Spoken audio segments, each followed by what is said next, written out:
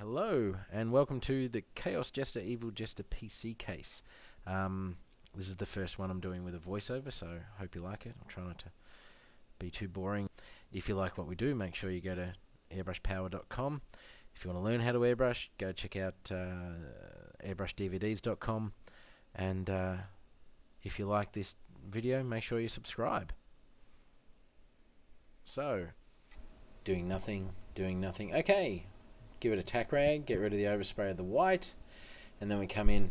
Now we're coming in here with a zoom, but we're also coming in with a very dark grey, which may look black on the monitor, but it's actually a very dark grey. And when we cut back in with the black, you're going to see how light that is compared to the black. But what this does is allows us to put in a bit of an underpainting and work out all our shapes and encourage all those forms and details that we've put in with the white base painting. So now we have a fade. So as you can see, painting directionally, I've working in and encouraging these stitches in the Jester's hood.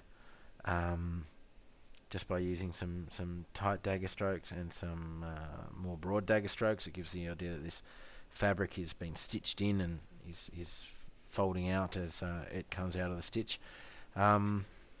Really working over this overpainting, this underpainting of the white with this dark grey, and working the clown's makeup there. I really like the idea of clowns, like even skulls, having either makeup patterns etched into the skull or the makeup still on. It adds this kind of added dimension and sort of freakiness. Why would a skull have the makeup on? And I like to think that, the skull's put some, this evil hellspawn's put some effort in. He's going out to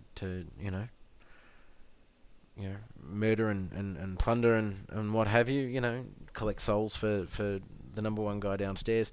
He wants to put some effort in. He's put his makeup on. So, more likely he was a bit of a evil character before he became this demon. So, as you can see, just encouraging these shapes. The main thing I notice when people work in all the white is freehand shield. I just touching on this, I really like the use of freehand shields there. See how that really sharpened up the top. It's not a matter of everything should be stenciled or everything should be freehand. It's a getting the right balance of both, so that it just looks right. You don't want it looking cut out and stuck on, but you don't want it looking too soft. And it's just a matter of getting the balance right, and that just comes with practice. A bit of a cut and blend there on the edge of the cheekbone there, working in some jawbone detail. And it really is just a matter, it's like, I know airbrushing's been more of a technical tool in the past, but I tend to look at it more like oil painting. You're wanting to really just work backwards and forwards with your colours and encourage detail and just refine it and refine it until you get it. So you can see I'm blacking out the tongue there. I had a sort of a hooked tongue coming out of the mouth, which went off the bottom of the case. And I went, oh, that'll be alright, and it just wasn't. So I blocked it out and ended up working kind of a flame tongue inside the mouth. Using the bird stencil here again, just using generic stencils, which can be used for whatever it is you're painting. They're not, there's nothing wrong with the specific stencils. They're great, but unless you're painting that specific thing, not really handy. So you can see here I'm using the bird stencil to create some of the edges and then working off it freehand. And that's a great way of mixing both freehand and stenciled work to get a nice mix.